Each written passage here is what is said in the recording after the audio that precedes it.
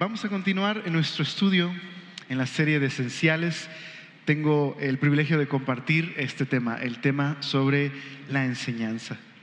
¿No te has preguntado, si tienes un tiempo acá en Semilla, por qué enseñamos con este estilo de ir libro por libro, capítulo a capítulo, verso por verso?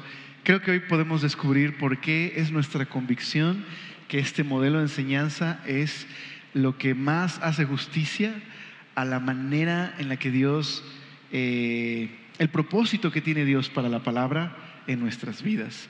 Una palabra que nos instruye, nos capacita en amar a Dios, en amar a los demás, y sobre todo que es fundamental como discípulos de Jesús, que podamos obedecerla, que podamos abrazarla, que podamos creerla. Entonces yo quisiera orar, ¿no? Pedirle al Señor que nos ayude a comprender este tema tan importante de la centralidad de la palabra en la enseñanza. Podrías decir que es de alguna manera el tema. ¿Por qué enseñarla de esta manera? Porque creemos que la Biblia es vital para el cristiano y creemos que es necesario comprenderla, y este modelo nos ayuda a comprender las Escrituras con claridad. Entonces, ¿te parece si oramos, damos gracias a Dios? Señor, gracias por ser tan bueno y gracias por este tiempo que nos regalas para escuchar tu palabra, pero también para reflexionar, Señor, en la importancia de ella en nuestras vidas, de comprenderla, de leerla, de atender a su mensaje. Gracias, Señor, porque no nos dejaste ciegos, sin dirección, nos has dado tu palabra. Te agradecemos por esto. Gracias. En el nombre de Jesús pedimos sabiduría y entendimiento. Amén. Por definición, un cristiano, ¿qué es? Pues es un discípulo, ¿verdad? Esa es la definición más esencial de un cristiano. Es un discípulo de Jesús. Es alguien que ha decidido seguir a Jesús y ponerse bajo su señorío. Implica el deseo de permitir que las enseñanzas de Jesús moldeen mi vida, me guíen y definan mi identidad. Pocas palabras, nos convertimos en imitadores de Jesús. Queremos imitar su vida, queremos seguirle, queremos obedecerle. Por eso, ¿dónde aprendemos de quién es Jesús? ¿Dónde podemos aprender de su vida, de sus enseñanzas? Sin duda alguna, a lo mejor podríamos decir en los evangelios, pero no solamente en los evangelios, sino la palabra de Dios es el lugar donde descubrimos la identidad de Jesús, su propósito en su muerte y resurrección. Es la palabra de Dios la que nos permite conocerle profundamente. De hecho, Jesús tenía esta convicción acerca de la Biblia. Mira lo que dice Jesús en Mateo capítulo 22. Acompáñame un momento ahí a Mateo 22. Mira lo que dice Jesús acerca de las Escrituras.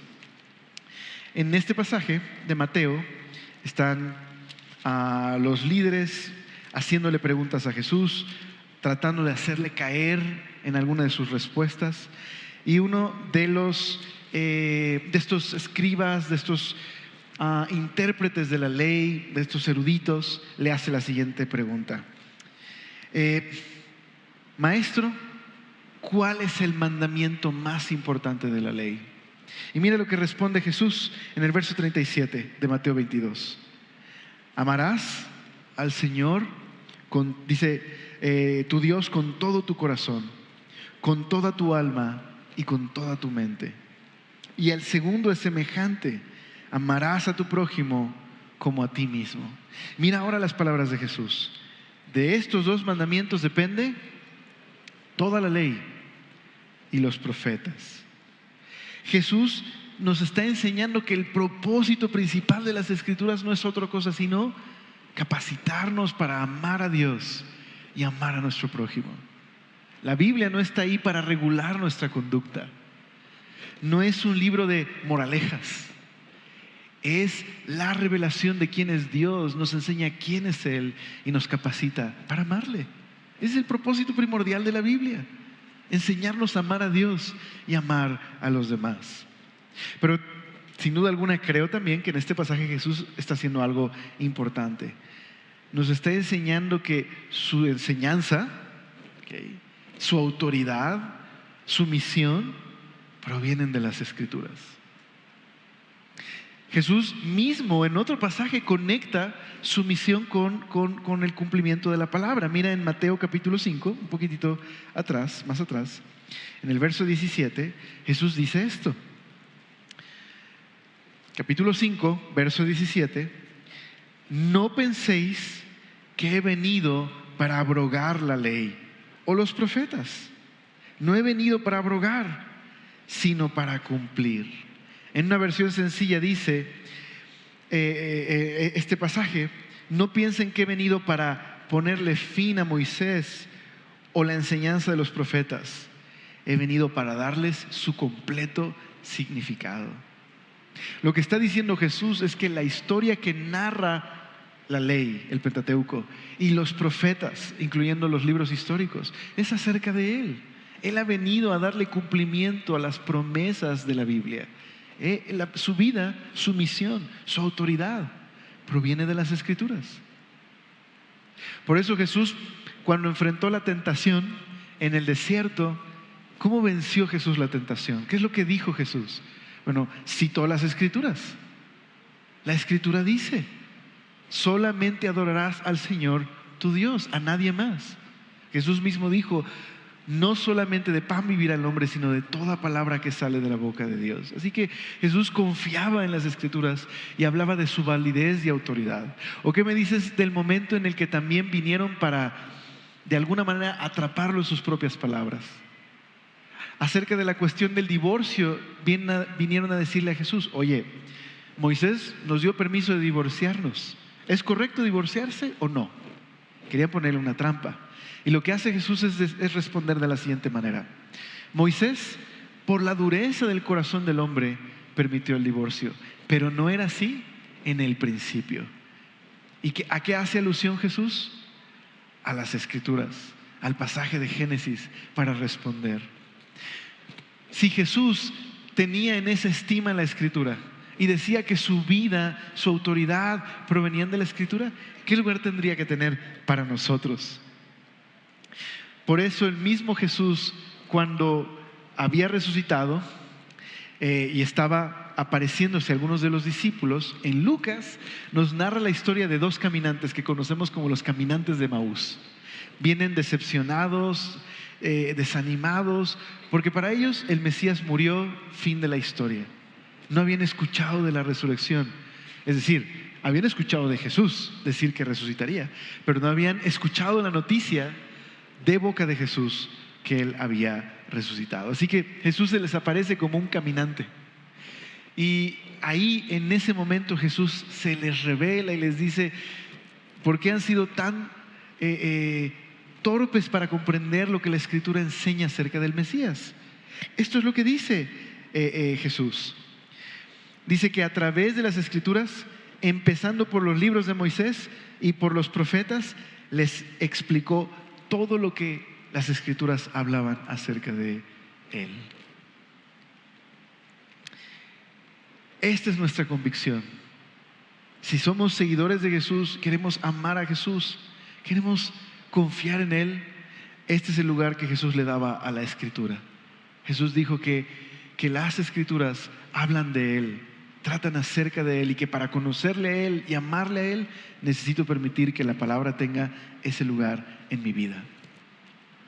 Bueno, el apóstol Pablo también tenía esta convicción acerca de la Biblia. No sé si ustedes hayan escuchado acerca de la doctrina de la inspiración.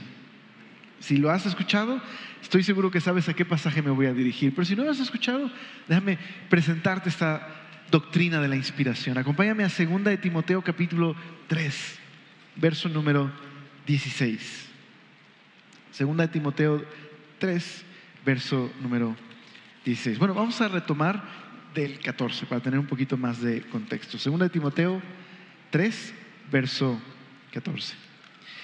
Pablo le escribe a este joven pastor, Timoteo, y le advierte que no sigue el ejemplo de aquellos que han hecho a un lado la palabra de Dios y han comenzado a enseñar sus propias fábulas y conjeturas. Pablo le dice a Timoteo: tú enseña la palabra, enseña las Escrituras, hazlo fielmente. Y esto es lo que dice el verso 14 del capítulo 3.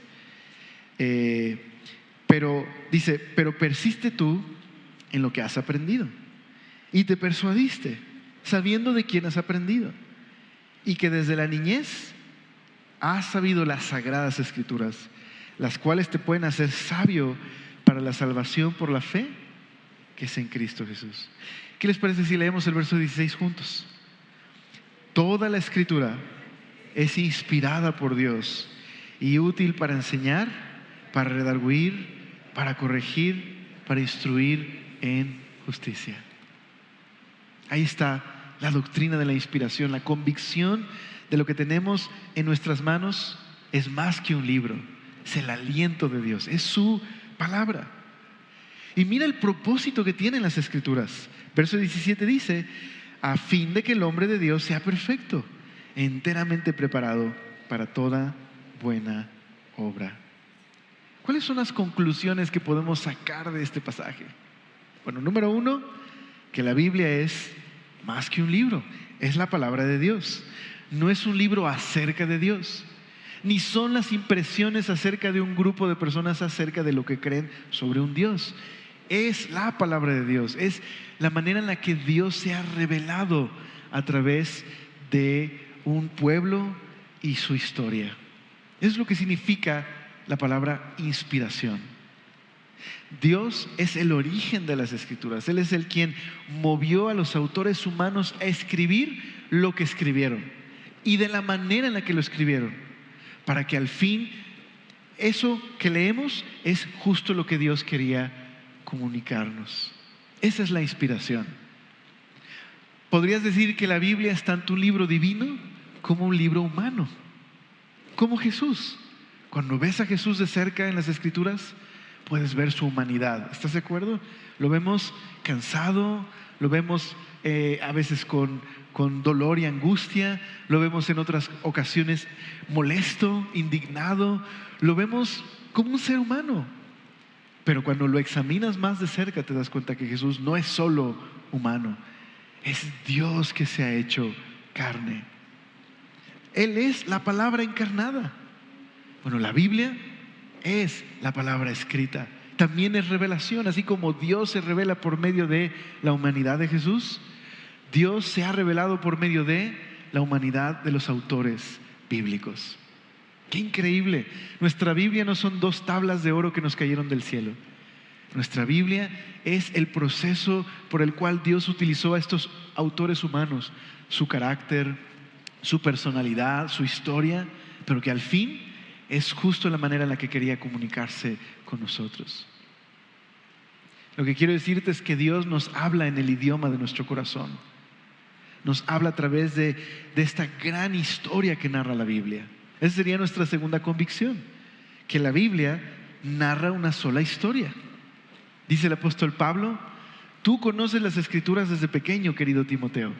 Ellas te hacen sabio para la salvación que es en Cristo Jesús. Hay una sola historia que narra la Biblia, la historia de un Dios que se ha revelado al mundo con el propósito de rescatar su creación. Y esa historia se centró en Israel, pero que culmina con la encarnación, Jesús siendo la revelación de Dios a la humanidad. Esa es la historia que narra la Biblia. Es que increíble que cuando estoy leyendo las Escrituras, estoy frente al aliento de Dios. El mismo Dios que con su voz creó galaxias y el cosmos, es el mismo Dios que por medio de su Espíritu motivó a los profetas a escribir lo que escribieron. Al final, entonces, la Biblia, ¿qué tipo de libro es? Son muchos libros que forman una biblioteca que cuentan una sola historia, la historia de la salvación. Y esta historia es revelación. Es un tipo de literatura única, Dios revelándose al hombre. Por eso me gusta mucho, una de las versiones de la Biblia que más me gustan, me acuerdo haberla leído mucho recién yo había entregado mi vida a Jesús, y decía en la portada de esta versión, Dios llega al hombre. Me encanta porque ese es el propósito de las Escrituras, revelarnos a Dios. Es Dios que se ha acercado a nosotros, ¿te das cuenta? Eso es lo que proclama la verdad cristiana. No somos nosotros que hemos tratado de acercarnos a Dios. Es Dios quien se ha dado a la tarea de darse a conocer, de revelarse a nosotros. Eso es lo que estamos haciendo ahora. Estudiar su palabra, conocer a Dios. Ahora, esta convicción acerca de la Biblia es lo que motiva a Pablo a instar a Timoteo a enseñar correctamente la Biblia. Pero ahora vamos a eso. Entonces, por tanto, queremos seguir a Jesús, queremos amar a Jesús, queremos conocerle y queremos darlo a conocer. Necesito adoptar la misma actitud de Jesús por la palabra. Jesús me invita a conocerlo a Él a través de su palabra, aprender a amarlo y aprender a amar a mi prójimo.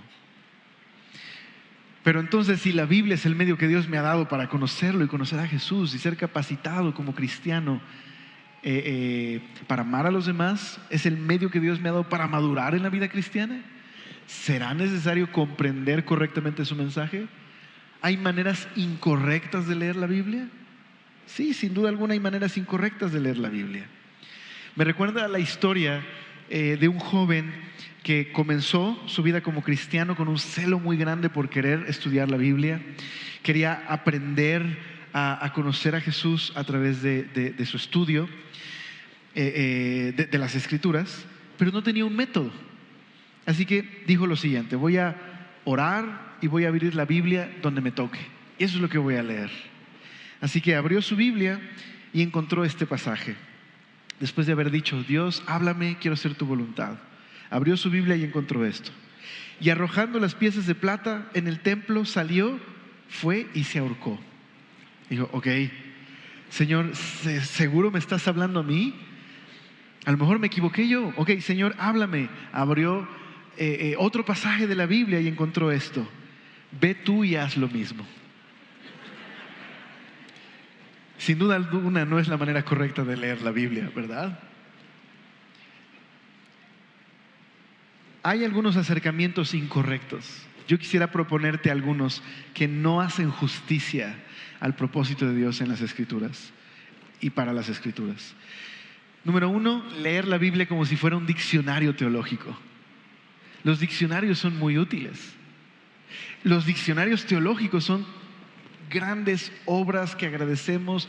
Gente que no tenía Facebook, Twitter y dedicó toda su vida a estudiar la palabra y a hacer una sistematización de la doctrina.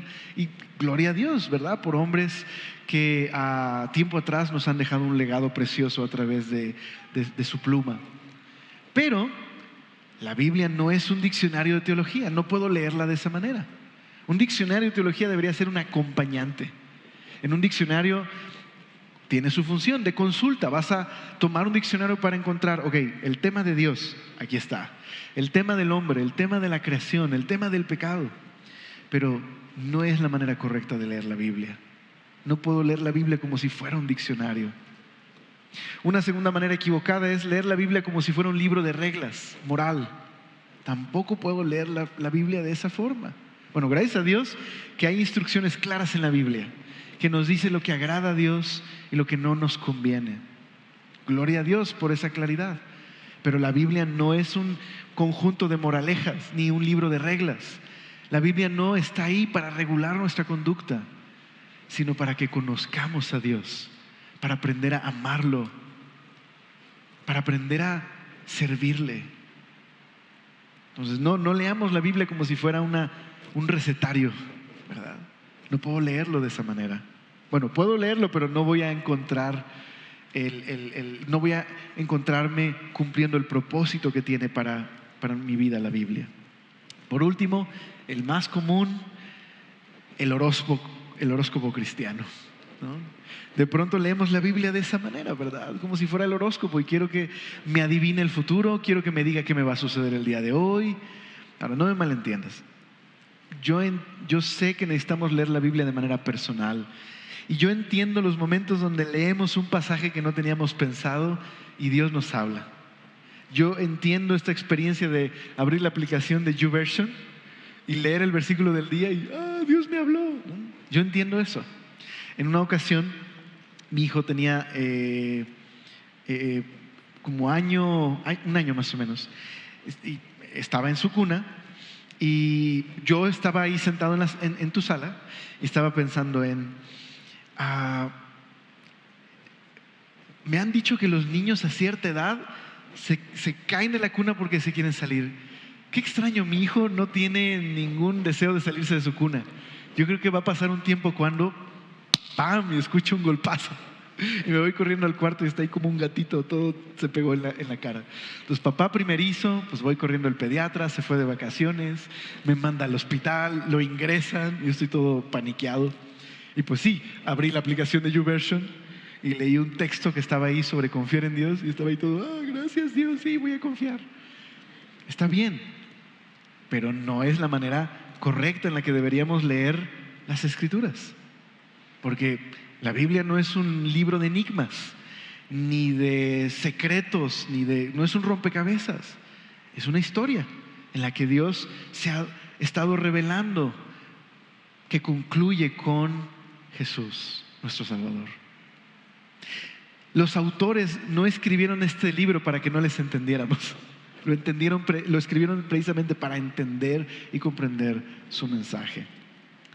Dice Ray Lubach en un libro acerca de cómo estudiar la Biblia: una motosierra está diseñada para cortar madera, pero hace un trabajo muy pobre para cortar otras cosas como tela para un vestido, o muñecos de papel, o rebanadas de sandía. Aunque suena atractivo esto de cortar la sandía con una motosierra, bueno, no, creo que no deberíamos hacer eso. Pero dice ahí, en este extracto, de la misma manera, la Biblia es un libro particular. No debería leerlo como si fuera un libro para colorear, o un libro de texto de gramática, o uno de ficción entretenida. Dice, la Biblia pertenece a una categoría propia: revelación. Nos anuncia el mensaje acerca de Dios y exige una respuesta personal de nuestra parte. Leer la Biblia es importante y comprenderla aún mucho más. Así que sí, requiere una cierta habilidad poder leer nuestra Biblia, pero no te preocupes, no necesitas ir a un seminario para aprender a leerla. Es como andar en bicicleta. Quizás es intimidante al principio, pero ya que te subes y lo experimentas, se vuelve parte de tu vida. Pero sí, requiere un trabajo. Y yo estoy convencido que más aún porque estamos en una generación que le cuesta trabajo poner atención. ¿Te ha pasado que lees un anuncio o simplemente el boletín, lo lees y ahí dice la fecha de cuándo va a suceder el evento? ¿Estás de acuerdo? Pero de todas maneras pregunto, oye, ¿cuándo va a ser? Pues si ahí dice, ¿no? ¿Te ha pasado? A mí me pasa todo el tiempo. Me pasa dando los anuncios. Somos malos lectores, ¿verdad? Porque nos hemos acostumbrado a una interacción distinta para recibir información. Y luego con los videos de Instagram y los shorts de YouTube, pues literal, quisiéramos que la prédica fuera, dímelo en 15 segundos, no tengo más tiempo para ti. Dame todo concentrado.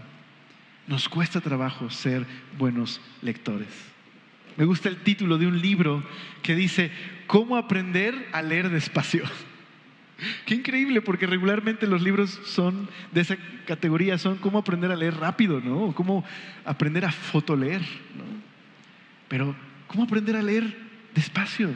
A prestar atención, a comprender la lectura. Así que la invitación del día de hoy es aprender o más bien reaprender a leer nuestras Biblias con calma. Por esa razón, el apóstol Pablo exhorta a Timoteo, este joven pastor: Timoteo, tienes una tarea muy importante, tienes que enseñar las Escrituras y hacerlo con claridad, hacerlo de manera que se entienda. Mira lo que dice 2 de Timoteo, ahí mismo, pero en el capítulo 4, verso número 1. Pablo le dice a Timoteo: te encarezco delante de Dios y del Señor Jesucristo, que juzgará a los vivos y a los muertos en su manifestación y en su reino. ¿Qué cosa? Que prediques la palabra, que instes a tiempo y fuera de tiempo. Timoteo, no dejes de predicar, te escuchen o no te escuchen, sea el tiempo favorable o no sea favorable. Dice, redarguye, reprende, exhorta con toda paciencia y doctrina. Porque vendrá tiempo cuando no sufrirán la sana doctrina, sino que teniendo comezón de oír se amontonarán maestros conforme a sus propias concupiscencias. Es decir, van a hablar lo que ellos quieren escuchar, pero no les van a hablar la verdad. Y apartarán de la verdad el oído y se volverán a las fábulas. Pero tú, sé sobrio, cumple tu ministerio. Eso es lo que dice Pablo a Timoteo. Te encargo delante de Jesús, el Rey, a quien darás cuentas un día, que no dejes de predicar, no dejes de animar, de exhortar, de reprender, de corregir, de enseñar públicamente, sea favorable o no sea favorable, las Escrituras. En otro pasaje, en 2 de Timoteo capítulo 2, verso 14, aquí mismo en esta carta, capítulo 2, 14, Pablo le dice a Timoteo, recuérdales esto, exhórtales delante del Señor a que no contiendan sobre palabras, lo cual para nada aprovecha, sino que es perdición de los oyentes. Más bien, procura con diligencia presentarte a Dios aprobado, como obrero que no tiene nada que avergonzarse, que usa bien la palabra de verdad, pero evita profanas y vanas palabrerías, porque conducirán más y más a la impiedad. Pablo le dice a Timoteo, asegúrate de enseñar la verdad. Asegúrate de mantenerte animando y exhortando a la gente. Predica en el tiempo favorable y en el tiempo que no lo es. Persiste en ello. Aunque nadie más lo haga, Timoteo, persiste. Ahora diríamos, bueno, Pablo, pero pues qué mala onda, le pones el estándar bien alto. Bueno, ¿sabes? Pablo vivía ese estándar. Pablo mantuvo toda su vida un modelo de enseñanza, de ejemplo, de vivir lo que enseñaba. Mira lo que dice Hechos capítulo 20. En Hechos capítulo 20, Pablo reúne a los pastores de las congregaciones que están en la ciudad de Éfeso. Los reúne en la playa de Mileto, se despide de ellos. Pablo sabe que probablemente nunca más los va a ver, va hacia Roma y le esperan algunas pruebas y dificultades. Y es ese momento en el que se va a despedir de ellos y les da este último discurso. Y lo que hay en el corazón de Pablo es animar a estos pastores a ser fieles en su labor de enseñar claramente. Por eso, aunque no lo vamos a leer todo el capítulo, solo un par de versos. Mira el verso 20. Pablo dice que a pesar de las dificultades y de las persecuciones y acechanzas, verso 20 dice, y como nada que fuese útil, he rehuido de anunciaros y enseñaros públicamente y por las casas. Dice, testificando a judíos y a gentiles acerca del arrepentimiento para con Dios y de la fe en nuestro Señor Jesucristo. No me he cansado, aunque ha sido difícil. En otra parte les dice, con lágrimas ustedes saben que les he enseñado públicamente y por las casas. Y luego en el verso 26, verso 26 les dice, por tanto, yo os protesto en el día de hoy que estoy limpio de la sangre de todos, porque no he rehuido anunciaros todo el consejo de Dios. Y así les dice Pablo, por esto cuiden de la gente que está a su cargo. Pastoréenles, enséñenles, aliméntenles, enséñenles todo el consejo de Dios. Qué encargo, ¿verdad? Qué tarea, qué responsabilidad, qué privilegio. ¿Por qué enseñamos en Semilla de esta manera? Porque estamos convencidos de que la Biblia es la palabra de Dios. Estamos convencidos que a través de ella conocemos a Dios, conocemos a Jesús y que somos instruidos para amar a Dios y amar a nuestro prójimo. Y por esa razón estamos convencidos que el modelo que más justicia hace al propósito de las Escrituras es la enseñanza expositiva o la enseñanza verso a verso. ¿Qué es la predicación expositiva? Bueno, cuando la predicación expositiva y es bíblica cuando sucede lo siguiente. Cuando se predica un texto bíblico respetando la intención del autor y el contexto original, así como el estilo de comunicación de ese pasaje. Es la predicación expositiva.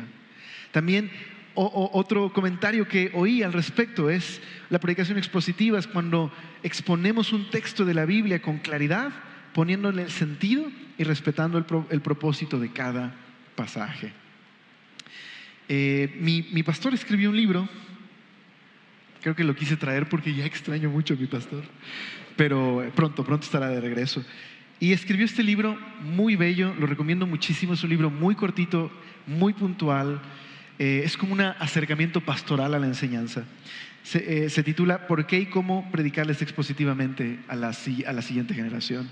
Y me gusta lo que él dice acerca de la predicación expositiva. Dice, no hay mensaje más transformador que aquellos que le dejan decir a la Biblia lo que quiere decir con precisión. En el libro, una de las definiciones que da sobre predicación expositiva es esta. Es una enseñanza extraída del pasaje escogido, manteniendo el mensaje original dentro de su contexto. En pocas palabras, es dejar a la Biblia decir lo que tiene que decir, respetando su propósito. Tenemos un reto entonces, tenemos un gran reto juntos como iglesia. Tenemos el reto de poder entender las Escrituras, y el entendimiento viene cuando entendemos lo que quiso decir el pasaje. No impongo yo mi interpretación, no elijo yo lo que el texto quiere decir, permito que la Biblia hable por sí misma. Esa es la razón de la predicación expositiva. Bueno, ¿habrá algún pasaje en la Biblia donde alguien predique de esa manera? Definitivamente. En Nehemías capítulo 8. Acompáñame ahí, por favor, a Nehemías 8. Nehemías es un libro que habla de restauración. La nación de Israel, después de años de idolatría, corrupción, bueno, primero se divide en dos: el reino del norte y el reino del sur. Y luego el reino del norte es llevado por su apostasía, exiliado por los asirios. Y el reino del sur, más adelante, es llevado al cautiverio por Babilonia. Cuando por fin pasan unos ciertos años en los que Dios dijo que su pueblo estaría en Babilonia y regresan, el libro de Esdras y Nehemías nos narra la reconstrucción de la identidad de este pueblo y de su misión. Y lo primero que hacen es regresar a la tierra, reconstruir el templo y luego renovar su relación con Dios. Podríamos decir que es una ceremonia de renovación de votos. Lo que hace el sacerdote Esdras es construir un púlpito, una plataforma donde va a instruir al pueblo. Toma el libro de la ley y lo empieza a leer en voz alta, públicamente, y empieza a explicar de este libro.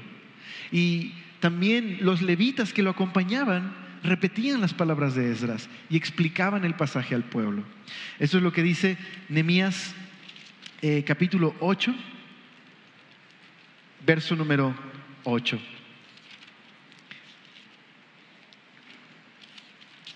Dice, y leían en el libro de la ley de Dios claramente y ponían el sentido de modo que se entendiese la lectura. Una versión sencilla dice, explicaban con claridad el significado de lo que se leía.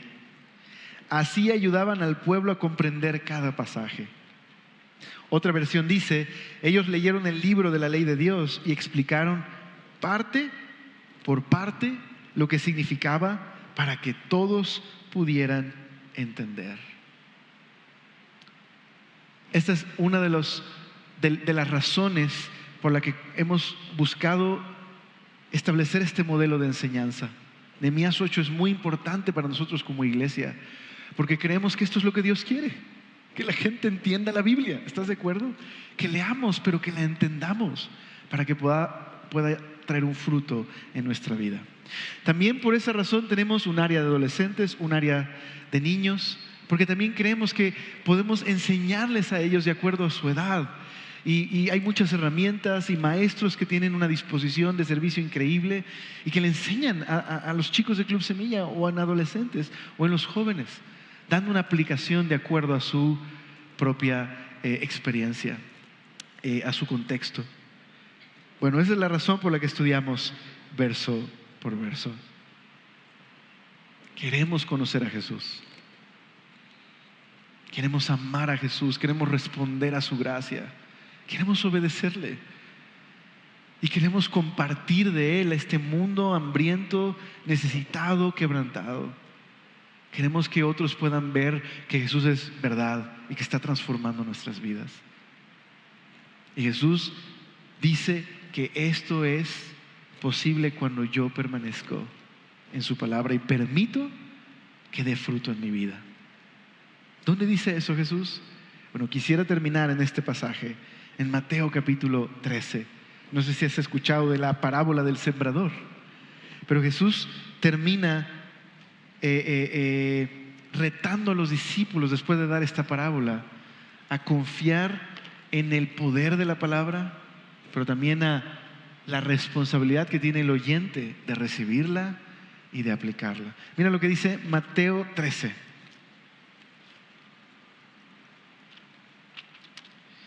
Jesús está anunciando el reino de Dios, pero lo hace a través de parábolas.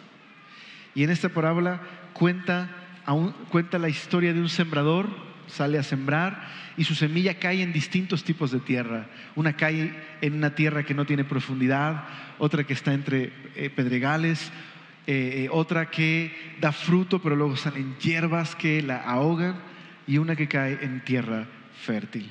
Bueno, los discípulos en privado le preguntan al Señor: Señor, ¿qué quisiste decir con la parábola del sembrador? Explícanosla. Y viene aquí la explicación en el verso 18 de Mateo 13. Oíd pues vosotros la palabra del sembrador. Cuando alguno oye la palabra del reino y, ¿qué sucede? No le entiende. Viene el malo y arrebata lo que fue sembrado en su corazón. Este es el que fue sembrado junto al camino. El que fue sembrado entre pedregales, este es el que oye la palabra y al momento la recibe con gozo, pero no tiene raíz en sí, sino que es de corta duración, pues al venir la aflicción y la persecución por causa de la palabra, luego tropieza. El que fue sembrado entre espinos, este es el que oye la palabra, pero el afán de este siglo y el engaño de las riquezas ahogan la palabra y se hace infructuosa. Mas el que fue sembrado en buena tierra, este es el que oye y entiende la palabra y da fruto y produce a 100, a 60 y a 30 por uno. Oremos por los pastores. Qué tremenda responsabilidad delante del Señor predicar, y de una manera sencilla y clara. Pero también, familia querida, todos juntos tenemos una responsabilidad, incluyendo los que enseñan, de tener una disposición de escuchar la palabra y recibirla. La palabra de Dios, la palabra tiene el poder de transformar una vida. Como una semilla tiene ese poder cuando está en el lugar correcto, en el terreno correcto, produce vida. Esa semilla tiene el poder de producir algo. Pero quizás algunos aquí han sido esa tierra que escucha la palabra, pero no la entiende, no presta atención, no permite que eche raíz en su vida. Y entonces simplemente es arrebatada de su corazón esa verdad. No ocurre nada. Algunos quizás la escuchan y se emocionan, pero enfrentan dificultades y aflicciones y entonces simplemente se alejan. Algunos a lo mejor la escuchan, la reciben, comienza a dar fruto, pero la preocupación, el afán y las cosas de este mundo hacen que la palabra se vuelva infructuosa, la ahogan. Pero quizás algunos son una tierra preparada y dispuesta a escuchar, a obedecer, a continuar, a permanecer, y produce un fruto. La palabra de Dios puede hacer eso. De hecho, estamos aquí por una razón. Un día oímos esa palabra y Jesús abrió nuestros ojos y comprendimos que Dios nos amaba y quería perdonarnos. Y entonces entregamos nuestra vida a Cristo y comenzó una vida nueva. Y a partir de ahí hemos estado escuchando su palabra que ha estado edificándonos y dándonos vida. Yo quisiera preguntarte, ¿qué tipo de tierra eres? De acuerdo a la parábola del sembrador. ¿Estás escuchando, recibiendo, comprendiendo y dando fruto? Lo puedes hacer el día de hoy. Ese fruto puede ser un corazón arrepentido de algún pecado que a lo mejor has estado batallando. Ese fruto puede ser la iniciativa de pedir perdón a alguien que has ofendido o reconciliarte con alguien que está separado. Esa iniciativa puede ser cambiar un trabajo en el que no estás honrando a Dios. Esa iniciativa puede ser una transformación en tu matrimonio, confesar el pecado. Esa semilla puede ser la oportunidad de criar a tus hijos de una manera que honre a Dios. O que te des cuenta que no estás obedeciendo a tus padres. Dios quiere transformar nuestro corazón. ¿Oramos? Señor, gracias por ser tan bueno y porque tenemos este precioso privilegio de reunirnos cada domingo, de adorarte y de escuchar tu palabra. Ayúdanos, Señor, a recordar que venimos a verte a ti, Señor, a escucharte a ti, juntos a ser pastoreados por tu palabra. Gracias, Señor, porque sin duda alguna tu palabra no vuelve vacía, tu palabra tiene un propósito. Pero, Señor, ayúdanos a estar conscientes de la responsabilidad que tenemos de recibirla y de permitir que dé fruto. Señor, yo te ruego el día de hoy que tu palabra pueda tener el efecto de que debe tener en nuestros corazones. Te ruego que si ha habido algunos aquí que han escuchado de Jesús y de su muerte y de su amor y su resurrección y no te han entregado su vida, que hoy les concedas que se abran sus corazones a tu palabra y puedan entregarte su vida. Te ruego por aquellos, Señor, que han estado escuchando pero no han permitido que tu palabra dé un fruto en sus vidas. Hoy permíteles abandonar la dureza de corazón y escucharte, obedecerte. Y yo te ruego por todos nosotros que nos ayudes a permanecer en tu palabra y a permitir que el efecto que tú tienes planeado se dé en nuestras vidas. Te lo pido por favor en tu nombre, en el nombre precioso de Jesús. Amén.